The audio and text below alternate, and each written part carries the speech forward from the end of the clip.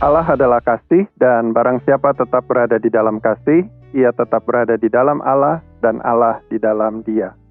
Pemirsa Gema Kasih Indonesia, bersama saya Pendeta Ishak Sipastulta, telah hadir seorang hamba Tuhan yang akan berbagi berkat dan juga firman Tuhan bersama dengan kita, Pendeta Immanuel Kristo. Salam sejahtera Pendeta Immanuel Kristo. Salam sejahtera Pak Ishak. 30 menit ke depan kita bersama akan berbincang dalam topik keunggulan tanpa merendahkan.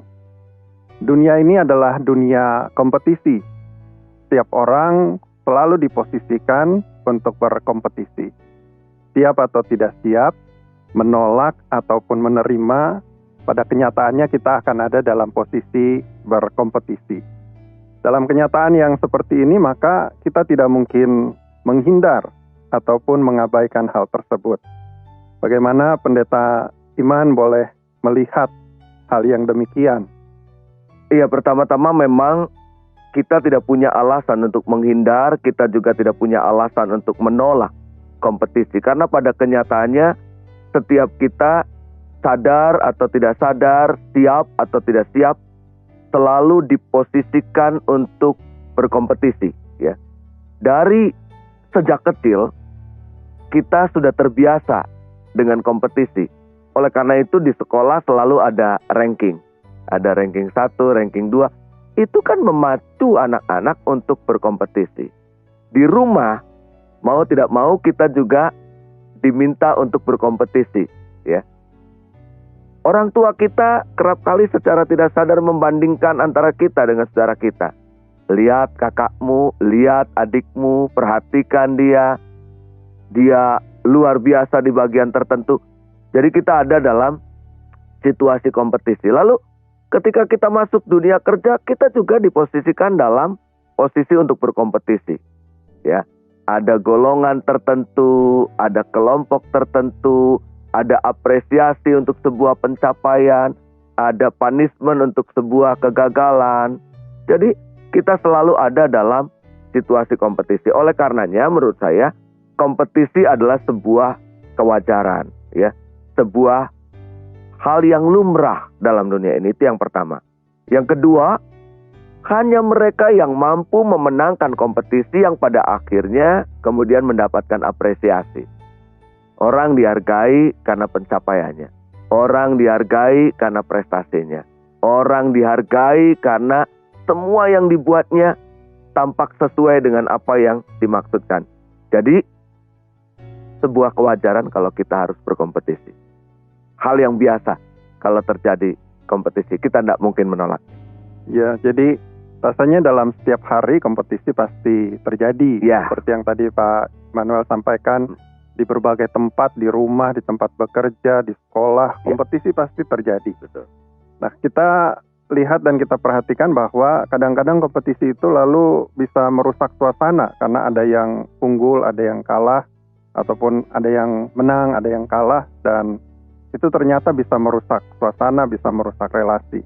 Bagaimana Pendeta Immanuel Kristo boleh melihat dan juga menyampaikan apa nih yang harus dilakukan sehingga kompetisi memang tidak bisa dihindari, tapi kita juga tetap punya relasi yang baik dengan orang-orang di sekitar kita. Iya, yang mau saya katakan adalah aku ada karena orang lain ada. Ya. Aku menjadi bermakna karena orang lain membantuku menjadi bermakna.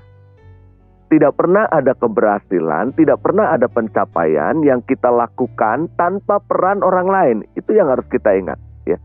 Sedikit atau banyak orang lain berperan dalam pencapaian-pencapaian kita. Ya. Saya menjadi pemenang karena ada orang lain di posisi yang nomor 2. Kalau saya jadi nomor 1, ada orang lain yang di posisi nomor 2. Oleh karena itu saya nggak mungkin jadi yang nomor 1 kalau nggak ada yang di nomor 2. Itu yang pertama. Dan sekali lagi, pencapaian kita betapapun kecilnya, seberapapun kita tidak mengakuinya, ada peranan orang lain. Ada keterlibatan orang lain. Ada partisipasi orang lain. Nah, itu yang harusnya kita sadari. Oleh karena itu, ketika kita berhasil menjadi seorang pemenang, keberhasilan kita juga tidak lepas daripada peranan orang lain. Itu yang membuat kita menghargai orang lain, ya. Sehingga sekalipun kompetisinya sudah berakhir, kalau itu memang dibuat, didesain, tapi kan tadi di awal kita sudah sepakat bahwa dalam situasi apapun selalu ada kompetisi, ya. Ketika itu sudah selesai, ketika itu sudah usai, yang dengan sengaja dibuat, maka relasi itu tetap terjaga ketika kita menyadari bahwa keberhasilan kita ada peran orang lain. Memang ketika kita mencapai sebuah keberhasilan, di sana ada penghargaan.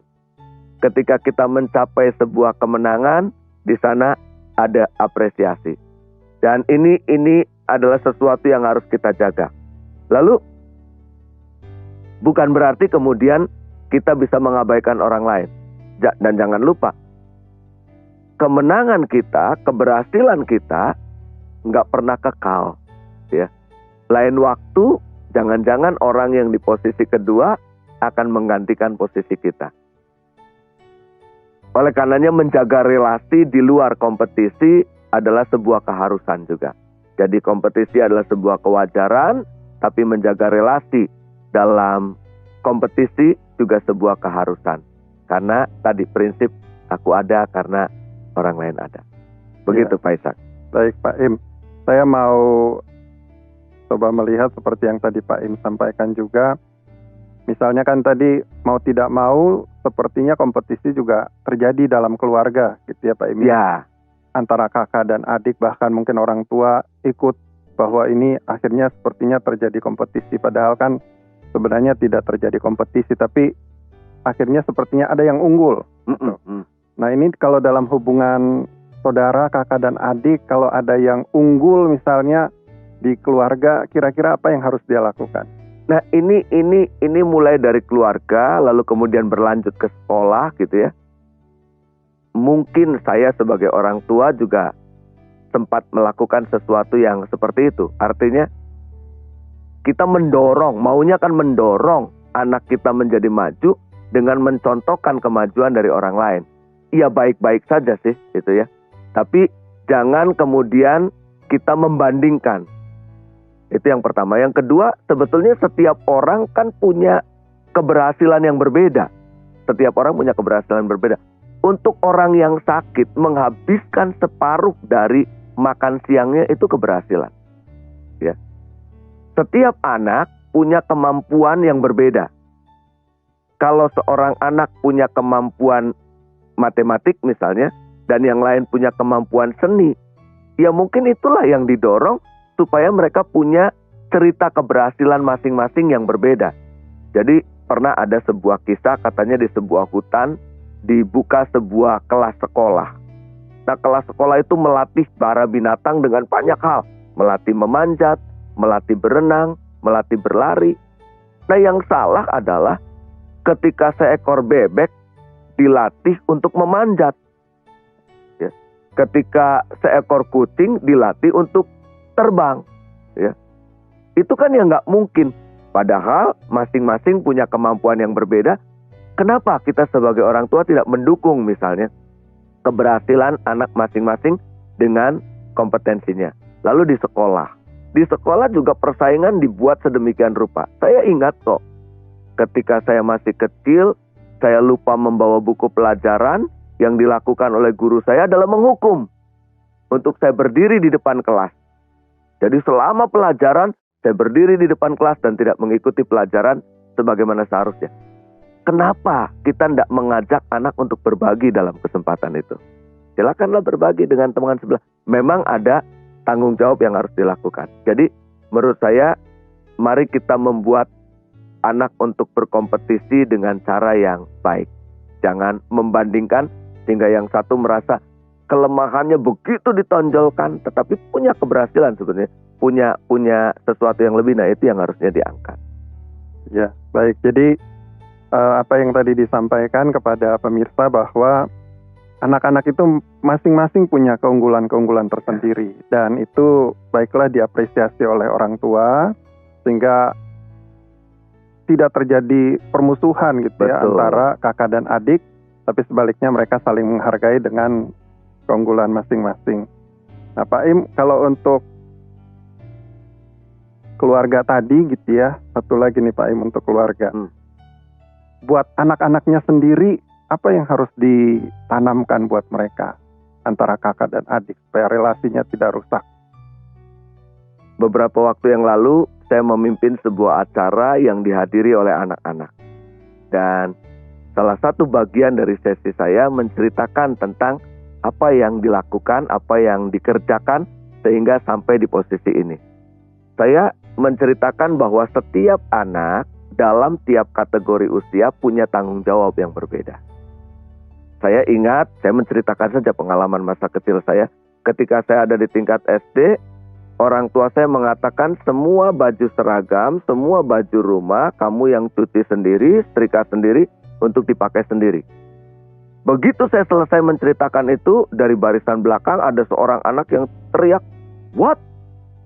Jadi seolah-olah, kok begitu ya? Gitu ya. Nah buat saya ini menarik gitu ya. Kenapa? Jangan-jangan memang kita terlalu memberikan begitu banyak kemudahan kepada anak-anak, sehingga anak-anak kita tidak menjadi anak-anak yang siap untuk berkompetisi. Lalu kemudian muncullah cerita yang lain ketika usia saya SMP, ketika usia saya SMA. Dan buat mereka ini adalah sesuatu yang nggak biasa gitu untuk anak-anak di zaman mereka. Nah, mungkin ini yang tidak kita pikirkan, mendorong anak-anak untuk lebih mandiri, berani berkompetisi, tetapi juga sportif, jujur, fair, dan tidak menjadi kompetisi yang kemudian merugikan orang lain. Baik, terima kasih Pak Im. Ini kalau kita bicara keluarga kan kakak adik, tapi juga tadi dibilang kalau di sekolah itu kan mau tidak mau semua rasanya ingin jadi yang nomor satu. Di tempat bekerja juga ketika kita bekerja kita kan ingin melakukan yang terbaik, bahkan mau tidak mau terjadi kompetisi di dalamnya. Nah kalau di dunia sekolah atau di dunia pekerjaan, apa yang harus dilakukan supaya walaupun kita tetap unggul tapi kita tidak merendahkan orang yang misalnya jadi kompetitor kita? Iya, jadi kompetisi itu kan sebuah kewajaran, sesuatu yang mau nggak mau akan terjadi. Yang pertama memang kita yang harus mesti kita ingat adalah kemenangan, pencapaian, keberhasilan itu bukan hadiah. Itu bukan pemberian. Kita harus meraihnya, kita harus mendapatkannya, kita harus merebutnya. Nah, untuk sampai pada kesadaran itu, maka tidak ada cara lain selain kita mempersiapkan diri kita. Preparation untuk segala sesuatu dengan baik. Tidak pernah bisa mendapatkan sesuatu tanpa usaha. Nah ini yang perlu kita hayati, ini yang perlu kita sadari dengan sungguh. Entah dimanapun kita ditempatkan, kalau kita ingin mendapatkan pencapaian, maka harus ada upaya di dalamnya. Itu yang pertama. Jadi jangan pernah berhenti untuk mengupgrade diri kita. Jangan pernah merasa cukup untuk sesuatu yang kita kerjakan. Upgrade diri kita lah, sesering mungkin kita melakukan upgrading terhadap diri kita, sesering mungkin juga lah kita akan mendapatkan kemenangan. Baik Pak Im, pemirsa, perbincangan kita semakin menarik. Kita akan kembali lagi dalam perbincangan kita setelah yang satu ini.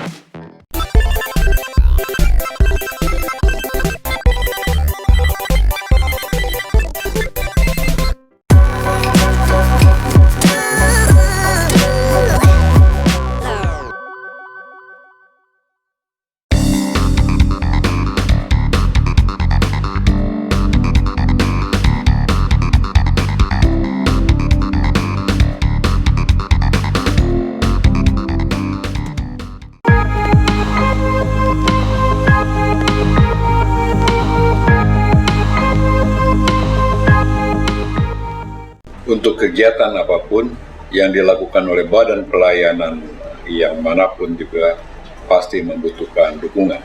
Salah satunya adalah dukungan dana.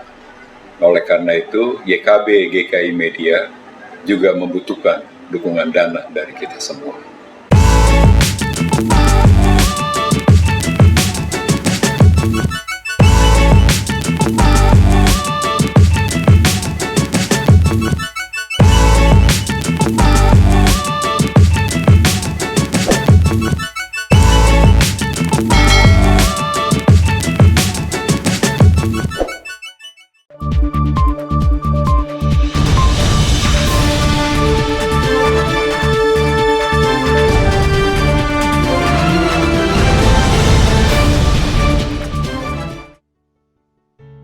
Pemirsa Gema Kasih Indonesia, kita kembali dalam perbincangan bersama dengan Pendeta Immanuel Christo. Dan topik kita yang hangat kita bicarakan adalah keunggulan tanpa merendahkan. Kita tadi sudah sempat membahas tentang di tengah-tengah keluarga, sekolah, lalu juga saat ini kalau kita perhatikan kompetisi itu juga bisa jadi bahkan jelas terlihat ketika kita di dunia bekerja. Padahal di dunia kerja itu kita punya satu tujuan yang sama, bahkan ada satu goal yang sama. Kira-kira Pak Im menanggapi kompetisi-kompetisi yang terjadi di tengah-tengah pekerjaan ini harusnya seperti apa? Iya, sekali lagi itu menjadi bagian yang mau tidak mau, tidak bisa terhindarkan. Terjadi kompetisi di mana-mana termasuk di dunia kerja. Dan company-company, perusahaan-perusahaan juga mendorong orang untuk melakukan seperti itu. Ingin menghadirkan prestasi di dunia kerja itu sesuatu yang biasa. Dan orang yang tidak siap untuk berkompetisi, bersiap-siaplah untuk minggir gitu ya. Bersiap-siaplah untuk tidak ikut dalam barisan orang-orang yang mau maju. Dan enggak masalah sebetulnya kompetisi karena memang sebuah kewajaran. Tetapi bagaimana kita menciptakan kompetisi yang kooperatif? Kompetisi yang kooperatif adalah kompetisi yang terjadi sampai kemudian kita meraih kemenangan tanpa kita menjelekkan. Kompetisi yang kooperatif adalah kompetisi yang jujur, yang sportif, yang sungguh. Jadi kalau kita memenangkan sebuah kompetisi dengan cara menjelekkan orang lain yang menjadi kompetitor kita, itu bukan kompetisi yang kooperatif. Kalau kita memenangkan sebuah pertandingan, tapi kita menyebarkan kampanye hitam buat kompetitor kita, itu bukan kompetisi yang kooperatif. Dan itu bukan kemenangan, saya kira. Jadi kemenangan yang sesungguhnya adalah ketika kita sama-sama menunjukkan kemampuan diri kita, menunjukkan kapasitas kita dengan orang lain, tanpa mendiskreditkan orang lain. Mungkin saja kita berkembang bersama-sama. Dan itu kan kelebihannya. Jadi misalnya begini, Pak Ishak. Kalau saya punya satu cerita, dan Pak Ishak punya satu cerita, lalu kita bertukar, maka hasilnya saya akan memiliki dua cerita. Dan Pak Ishak juga akan memiliki dua cerita. Begitu juga dengan kemampuan diri kita. Kalau kita mau bertukar pengalaman keberhasilan, bertukar pengalaman tentang kemampuan-kemampuan tertentu, maka bukan tidak mungkin kita juga akan semakin baik gitu. Jadi lakukanlah kompetisi secara kooperatif. Ya, baik. Pak Im tadi sudah menyampaikan kompetisi secara kooperatif dan juga tadi sempat menyinggung misalnya kampanye hitam. Ini kadang-kadang kan pada kenyataannya ada orang yang tidak siap kalah gitu Pak. Iya. Tadi Pak Im sudah menyampaikan kalau nggak siap kalah, minggir. Tapi ternyata mereka tetap mau ikut dalam kompetisi tapi tidak siap kalah. Itu gimana Pak Im? Ya, naluri orang itu kan selalu ingin jadi pemenang gitu ya. Selalu ingin tampil sebagai yang utama. Kenapa? Karena yang utama, karena pemenang itu selalu dapat perhatian lebih. Memang dunia ini kadang-kadang nggak adil kok. Untuk orang-orang tertentu yang sebetulnya tidak perlu diberikan perhatian lebih, malah mendapatkan perhatian lebih, tapi untuk yang lain malah diabaikan. Contoh saja misalnya ya, untuk seorang selebritas, ya, orang bisa memberikan tempat duduk yang utama, mungkin masuk ke sebuah restoran yang mewah, tapi tanpa harus membayar karena dia selebritas, gitu ya. Sementara untuk orang yang seadanya, orang nggak bisa melakukan yang ini, ketidakadilan yang kita terima sebetulnya di mana-mana. Nah, ya orang yang tidak siap untuk kalah mestinya memang tidak siap untuk berkompetisi. Kenapa? Karena hasilnya adalah dia akan melakukan kompetisi dengan menjelekkan orang lain, menyebarkan kampanye hitam, menyebarkan kebencian, menyebarkan pelintiran kebencian, begitu katanya. Nah, ini nggak akan siap menjadi seorang pemenang. Mungkin saja dia menjadi juara, tapi dia bukan pemenang. Juara itu nggak akan bisa bertahan lama, karena pada waktunya akan muncul juara baru. Tapi pemenang itu akan memberikan legacy yang luar biasa. Orang akan selalu mengingat seorang pemenang. Jadi belajarlah untuk menjadi seorang yang mau berkompetisi secara jujur. Ya, baik. Tadi Pak Im menyampaikan bahwa jadilah pemenang dan bukan juara, gitu ya. Nah, Pak Im mungkin bisa menyampaikan kepada pemirsa Gema Kasih Indonesia, kira-kira ada sosok yang menurut Pak Im bahwa sosok ini adalah pemimpin yang menang secara elegan, menang dengan indah gitu, tanpa merendahkan lawan-lawannya ataupun orang-orang yang bisa dibilang musuh dalam tanda kutip. Ya, Nelson Mandela. Nelson Mandela itu dipenjarakan sekian lama, tetapi kemudian dalam proses orang memberikan kepercayaan yang luar biasa kepada Mandela, dan akhirnya dia tampil sebagai seorang pemimpin. Tetapi setelah dia tampil sebagai seorang pemimpin, dia tidak mewujudkan hasratnya untuk melakukan tindakan balasan, gitu ya. Dia tidak kemudian memenjarakan orang-orang yang pernah menyakiti dia, pernah melukai dia, pernah memenjarakan dia. Tetapi dia menampilkan diri begitu rupa memang sebagai seorang sosok pemimpin. Seorang yang pantas untuk diikuti, seorang yang pantas untuk diteladani, seorang yang pantas untuk dicontoh. Nelson Mandela, gitu ya. Seorang pemimpin yang elegan, yang tampil dengan luar biasa. Jadi kita nggak perlu menceritakan bagaimana dan seperti apa diri kita lewat berita yang kita buat. Tetapi kita bisa menunjukkan seperti apa dan bagaimana diri kita lewat apa yang kita perbuat. Nah, itu yang dilakukan. Lalu yang sportif lagi misalnya dalam sebuah pertandingan, dalam sebuah kompetisi sepak bola gitu ya. Ini sekarang sebentar lagi kita akan menikmati kompetisi yang luar biasa. Seusai pertandingan mereka kemudian saling berjabatan tangan, berpelukan dan bertukar jersinya, kaosnya begitu ya. Ini kan sebuah bentuk sportivitas dan memang kita diajak untuk menjadi orang-orang yang sportif dalam kompetisi kita. Memang selalu saja ada godaan untuk kita mengambil peran yang berbeda dari apa yang seharusnya. Tapi ketika itu dilakukan, maka kita segeralah untuk menyadarinya dan mengubah sehingga orang lebih menghargai kita dan pantas disebut sebagai seorang pemenang. Ya, ini rasanya kalimat yang sangat indah yang boleh disampaikan kepada pemirsa Gema Kasih Indonesia, bahwa tadi Pak Im berulang-ulang rasanya menyebutkan pemenang dan bukan juara. Dan Nelson Mandela rasanya jadi pemenang bukan karena akhirnya dia jadi pemimpin gitu ya Pak Im. Tapi karena apa yang dia lakukan setelah itu yang membuat dia rasanya akhirnya bisa disebut jadi pemimpin besar di dunia ini. Lalu juga tadi telah disinggung tentang orang-orang yang ada di dunia olahraga, bahwa mereka bisa berkompetisi, bisa saling menyerang, tapi setelah selesai maka mereka bisa jadi teman, bisa jadi sahabat. Nah Pak Im, kira-kira apa yang bisa disampaikan juga kepada pemirsa di rumah? Kalau tadi kan kita bicara tentang yang unggul, nah kalau yang kalah nih Pak Im, misalnya dalam kompetisi ternyata kalah. Jadi yang mau saya katakan juga tidak pernah ada rumus yang sama untuk menyelesaikan persoalan yang berbeda. Jadi jangan pernah berharap kita akan memenangkan lagi sebuah kompetisi dengan cara yang sama. Oleh karena itu terus upgrade-lah diri kita. Buat yang kalah ya memang ini menjadi sebuah pelajaran yang sangat mahal. Pelajaran yang di dalamnya kita perlu mempersiapkan diri lebih baik lagi. Jadi, tapi kekalahan itu bukan sebuah bencana, saya kira ya. Kekalahan itu kan selalu ada yang ngomong kemenangan yang tertunda. Memang rada nggak enak sih ya.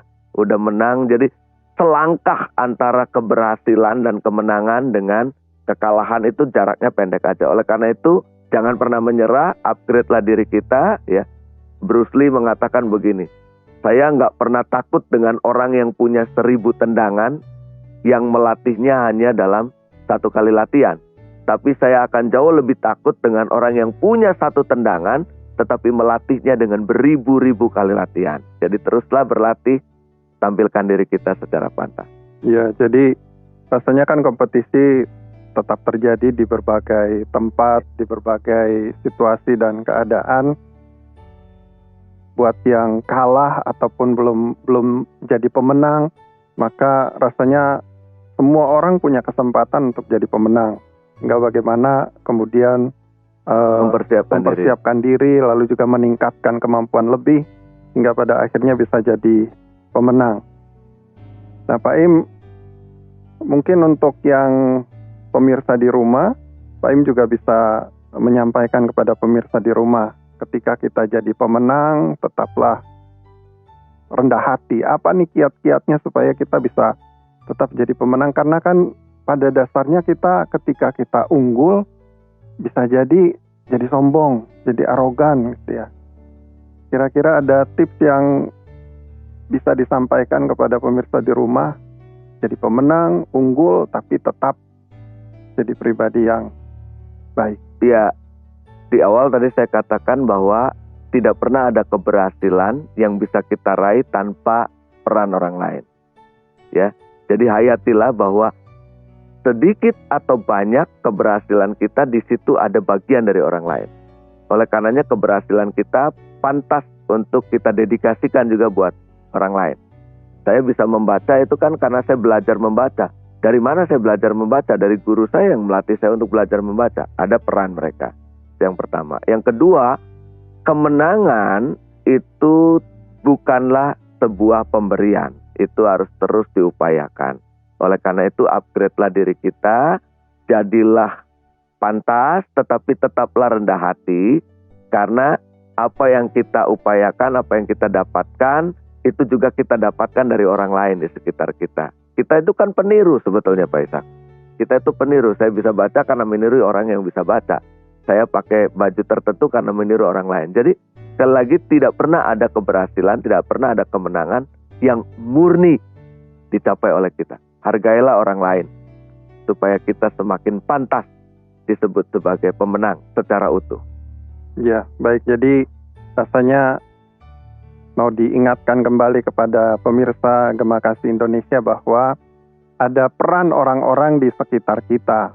Bahkan ketika kita jadi pemenang, ketika kita jadi unggul, bahkan mungkin orang yang kita anggap dia menjadi kompetitor kita, itu ada perannya sehingga membuat kita terus memacu diri supaya kita bisa tetap unggul. Nah, rasanya ini menjadi perbincangan yang sangat menarik karena seperti yang dikatakan di awal ya Pak Im, bahwa dunia penuh dengan kompetisi dan semua berlomba untuk menjadi yang unggul, semua berlomba untuk jadi pemenang. Mungkin ada kalimat yang bisa Pak Im sampaikan terakhir untuk menutup perbincangan kita pada saat ini. Setiap kita berhak untuk menjadi pemenang. Setiap kita bisa tampil menjadi yang terbaik. Tetapi setiap kita juga bisa kehilangan kemenangan kita ketika kita tidak menjaganya dengan sungguh. Hargailah orang lain supaya orang lain menghargai kita. Jagalah kemenangan kita dan bagikanlah supaya menjadi berkat bagi sesama. Baik pemirsa Gema Kasih Indonesia, demikian perbincangan kita bersama dengan Pendeta Immanuel Kristo. Dan kita boleh sama-sama terus belajar untuk menjadi yang unggul, tapi tetap rendah hati. Kita boleh belajar untuk jadi pemenang, tapi juga tetap jadi pribadi yang rendah hati, sehingga pada akhirnya kemenangan kita itu adalah kemenangan yang manis, bukan hanya untuk kita, tetapi juga untuk orang yang ada di sekitar kita. Terima kasih Pak Im untuk perbincangan kita pada saat ini.